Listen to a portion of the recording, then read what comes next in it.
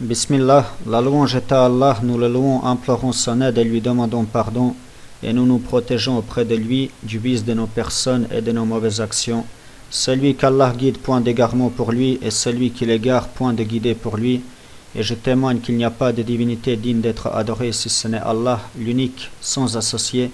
Et je témoigne que Mohammed sallallahu alayhi wa sallam est son esclave et messager. Nous continuons, Inch'Allah, dans les notions indispensables pour chaque musulman et nous entrons dans le chapitre suivant qui s'intitule Les catégories du tawhid. Les catégories du tawhid. Donc, en réalité, il n'y a qu'une seule catégorie du tawhid, c'est l'unicité d'Allah, c'est le fait d'unifier Allah absolument dans tous les domaines. Mais les savants de l'islam, ils ont divisé le tawhid en 3 catégories et ceci n'est pas une innovation, mais ils l'ont fait pour simplifier la compréhension aux musulmans. Donc ils l'ont fait pour simplifier la compréhension aux musulmans. La première catégorie que les savants de l'islam ils ont citée, c'est l'unicité d'Allah dans la seigneurie. L'unicité d'Allah dans la seigneurie. La seigneurie, donc, c'est le fait de savoir et croire qu'Allah, il est le seul capable de créer. Le fait de savoir et de croire qu'Allah est le seul qui est capable de pourvoir aux besoins des créatures, c'est le seul qui est capable de gérer l'univers. Et il faut savoir que les polythéistes, à l'époque du prophète sallallahu alayhi wa sallam, il reconnaissait cette unicité-là. Il reconnaissait le tawhid de la seigneurie d'Allah. Mais cela n'a pas fait d'eux des musulmans pour autant. Parce qu'ils faisaient le shirk dans l'adoration. Allah, il nous dit dans son livre, et si tu leur demandes qui les a créés, ils diront très certainement Allah. Et Allah a dit aussi, et la plupart d'entre eux croyant Allah, tout en lui donnant des associés.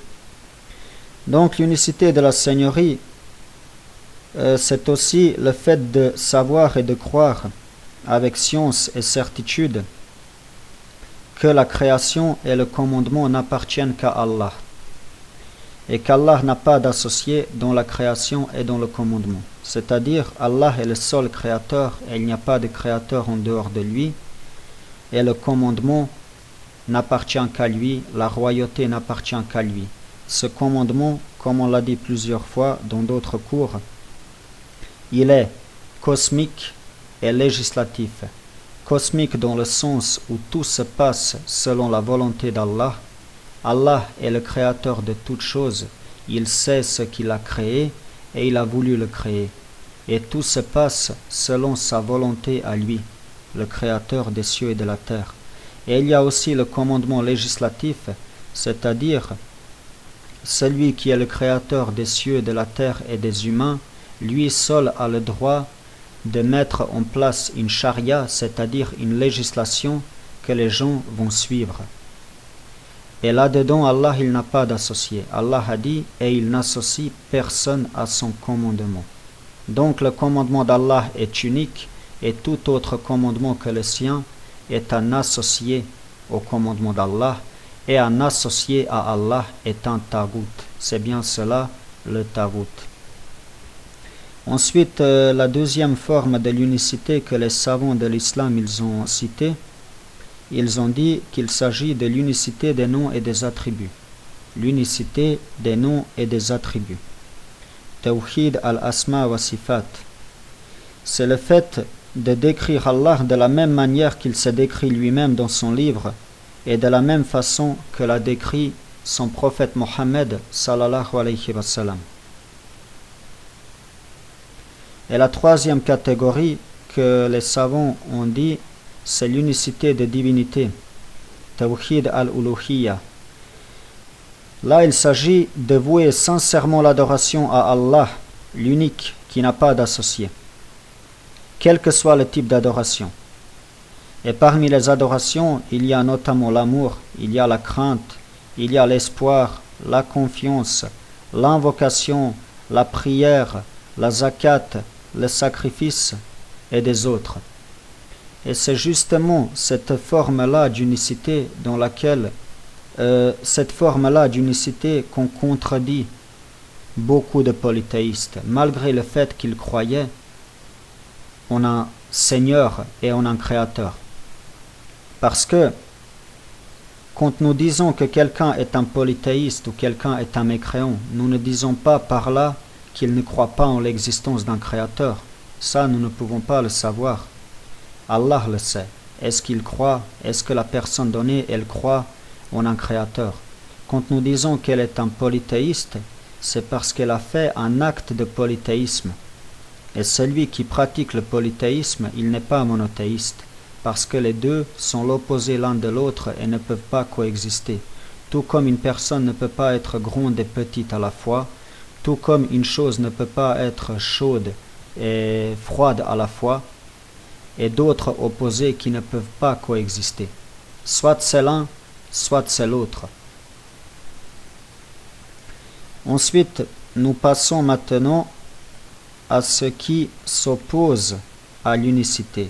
Donc là, on a expliqué l'unicité. On peut aussi citer par exemple l'unicité d'Allah dans son être. Qu'est-ce que l'unicité d'Allah dans son être? C'est le fait de croire que l'être d'Allah ne ressemble pas à notre être à nous. C'est-à-dire, Allah ne ressemble pas à ses créatures. Il est différent de ses créatures. Et nous ne pouvons pas imaginer comment est Allah.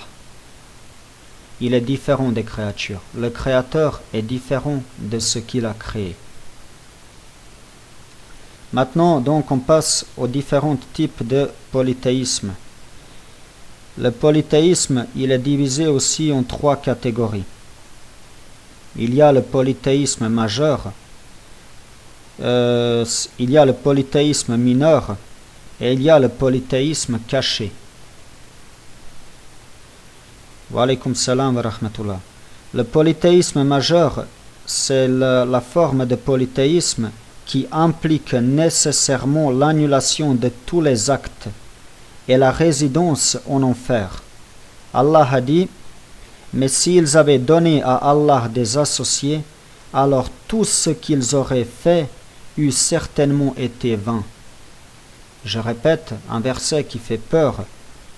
S'ils avaient donné à Allah des associés, alors tout ce qu'ils auraient fait eût certainement été vain. Allah a dit aussi: il n'appartient pas aux associateurs de peupler les mosquées d'Allah, vu qu'ils témoignent contre eux-mêmes de leur mécréance. Voilà ceux dont les œuvres sont vaines et dont le feu ils demeureront éternellement. Surat At-Tawbah, verset 17. Allah a dit aussi: certes, Allah ne pardonne pas qu'on lui donne quelques associés, à part cela, il pardonne à qui il veut. Et Allah a dit dans un autre verset aussi: quiconque associe à Allah d'autres divinités, Allah lui interdit le paradis et son refuge sera le feu, et pour les injustes pas de secoureur. Donc dans le dernier verset ici que j'ai cité, nous avons vu que Allah il nous informe, il nous donne une généralité lorsque il nous dit quiconque. Ça veut dire que ce jugement il concerne toute personne. Et pour sortir de ce jugement général, un cas particulier qui n'est pas concerné par ce jugement général, il faut apporter une preuve du Coran, ou bien de la Sunna, ou bien de l'unanimité des savants. Et celui qui n'apporte pas une telle preuve, et qui affirme qu'une personne donnée, ou qu'un cas particulier donné, échappe à cette règle générale, alors qu'il n'a pas de preuve avec laquelle appuyer ce qu'il dit, alors dans ce cas-là, il est certainement parmi les égarés. Ensuite, nous passons au polythéisme mineur. C'est tout acte qui a été décrit comme étant un acte de polythéisme dans les textes du Coran ou bien de la Sunna, mais il n'atteint pas le degré du polythéisme majeur. Wa alaykum salam wa rahmatullah. Par exemple, je vous donne un exemple. Le prophète sallallahu alayhi wa sallam a dit: ce que je crains le plus pour vous est le polythéisme mineur.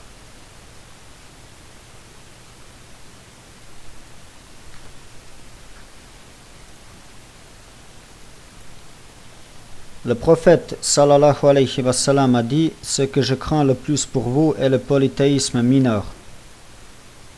Alors, il a été questionné de quoi il s'agit en réalité et il a dit « Il s'agit de l'ostentation ». Et ce hadith, il est rapporté par l'imam Ahmed at-Tabarani d'après Mahmoud ibn Labid al-Ansari, qu'Allah l'agrée, selon une bonne chaîne de transmission. Le prophète sallallahu alayhi wa sallam a aussi dit « Quiconque jure par autre qu'Allah, quiconque jure par autre chose qu'Allah a commis un acte de polythéisme. » Ce hadith il est rapporté par l'imam Ahmed selon une bonne chaîne de transmission d'après Omar ibn al-Khattab radiallahu anhu. Et le prophète sallallahu alayhi wa sallam a aussi dit « Ne dites pas ce qu'Allah et un tel veulent, mais dites plutôt ce que Allah puis un tel veulent. » Et ce hadith, il est rapporté par Abu Daoud selon une bonne chaîne de transmission d'après Hudayfa ibn al-Yaman. Donc ce type de polythéisme-là, c'est-à-dire le polythéisme mineur, il n'engendre ni l'apostasie, ni l'éternité en enfer. Mais il s'oppose à l'accomplissement obligatoire du tawhid, et non à l'accomplissement nécessaire du tawhid, c'est-à-dire l'accomplissement nécessaire pour être un musulman. Il s'oppose uniquement, si je peux dire, uniquement à l'accomplissement obligatoire, qui est d'un niveau, si on peut comparer le niveau de l'islam, ensuite on passe à al-iman et ensuite à al-ihsan. Donc, ce polythéisme, comme on a vu, c'est-à-dire l'ostentation, le fait de jurer par autre qu'Allah, ou bien le fait de dire ce que Allah et un tel veulent, eh bien, en apparence, on voit qu'il s'agit de shirk. Mais quand on rassemble tous les textes du Coran et de la Sunna, qu'est-ce qui a permis aux savants de déterminer que ce polythéisme-là ne fait pas partie du grand polythéisme, malgré le fait qu'en apparence il a été dit shirk, et donc en apparence il s'agit du grand polythéisme? Tout simplement, on voit dans les autres textes qu'il est possible de rester musulman tout en commettant ce genre de polythéisme. Ce qui a amené les savants à dire que ceci est du petit polythéisme, c'est-à-dire du polythéisme mineur qui ne fait pas sortir son auteur de l'islam. Quant aux autres formes de polythéisme, c'est-à-dire le polythéisme majeur, il n'y a aucune preuve dans le Coran ou bien dans la Sunna ou bien dans l'unanimité qui vient et qui affirme que celui qui commet un tel acte, il reste dans la sphère de l'islam. Au contraire, il y a l'unanimité des savants que celui qui donne un égal à Allah, c'est-à-dire qui commet le polythéisme majeur, il a quitté la religion de l'islam et il n'est pas un musulman, parce que le musulman, c'est celui qui accomplit l'islam. Et l'islam, c'est quoi? C'est que tu adores Allah l'unique sans lui donner d'associé, comme a dit notre prophète Mohammed sallallahu alayhi wa sallam. C'est pour cela que celui qui n'adore pas Allah l'unique ou qui lui donne un associé, il n'est pas un musulman. Parce qu'un musulman, il est soumis avant tout au monothéisme. Et la dernière catégorie du polythéisme, c'est le polythéisme caché. Le prophète sallallahu alayhi wa sallam a dit « Vous informerai-je de ce qui m'est plus effroyable pour vous que le faux Messie ?» Et les compagnons, ils ont répondu « Et comment ?» Et il a dit sallallahu alayhi wa sallam « Il s'agit du polythéisme caché. C'est lorsque l'individu embellit sa prière en raison du regard que porte autrui sur lui. » Ce hadith, il est rapporté par l'imam Ahmed dans son Musnad, d'après Abu Saïd al-Khudri radiallahu anhu.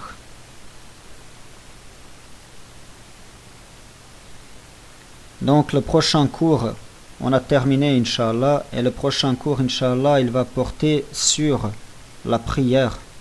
c'est-à-dire les piliers de la prière, les conditions de la prière, les obligations de la prière et les annulations de la prière.